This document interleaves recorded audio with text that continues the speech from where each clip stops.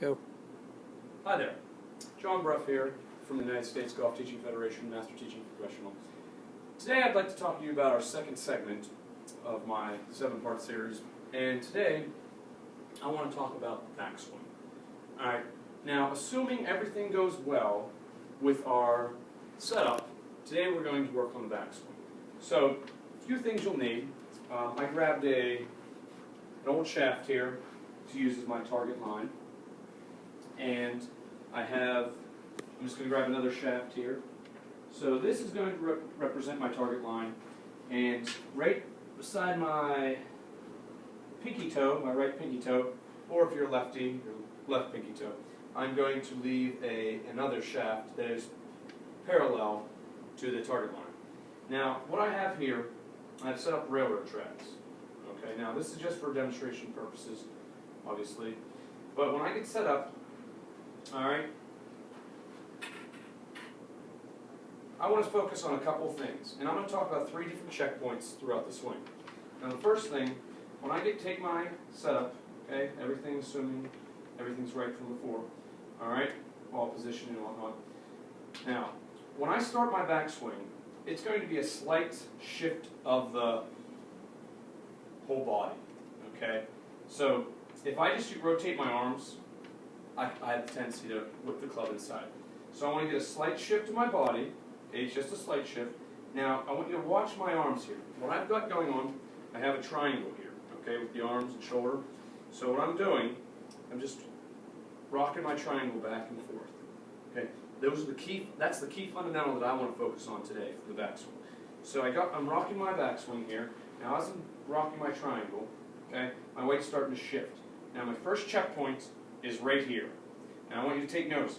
My chest is over my right foot, my weight's on the inside of my right foot, my hands at hip level are directly over the shaft that I put down on the ground, and I want you to take notice of the shaft.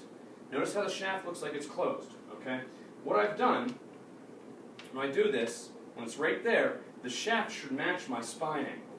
So that's the first checkpoint. So when we take our swing, we're going to a little shift, and we're going to rotate our triangle.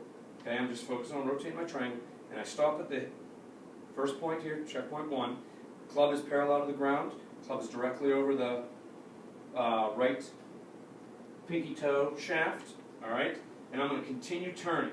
Now what happens as I do this? My hips open up. My weight starts to move towards my my right heel, but I want to make sure I keep it on the inside.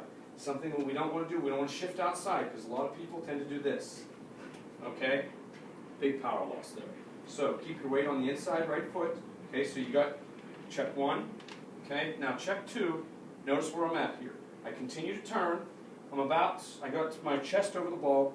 My left arm is now parallel to the ground and over my shaft. Alright? And what's happening, my arms are separating, I'm getting wide. If you try and keep them together, you're going to end up slicing the ball like when you come down your downswing. So just focus on the triangle. Notice I got my triangle going again. So I got the triangle here. Alright, now, as you start to come up, the right arm's going to fold in. Alright, that's something that's going to happen naturally. I want everyone to keep focusing on the triangle. Now, the next part, checkpoint 3, okay? So you're going to turn as much as you can. The club might get to here, you might get to parallel, depending on how flexible you are. And in future videos, I will include flexibility training. So, focus on the triangle, check 1, check 2, third point, right here. And everything is on behind the ball, like my belt buckle is over my right foot, weight on the inside, I got a nice hip turn, good triangle, I keep it together the whole time. Now, another piece of the backswing component that I want to talk about are some common flaws that occur. It's always important to have your alignment rods just to help you. Sometimes people tend to whip it too far inside.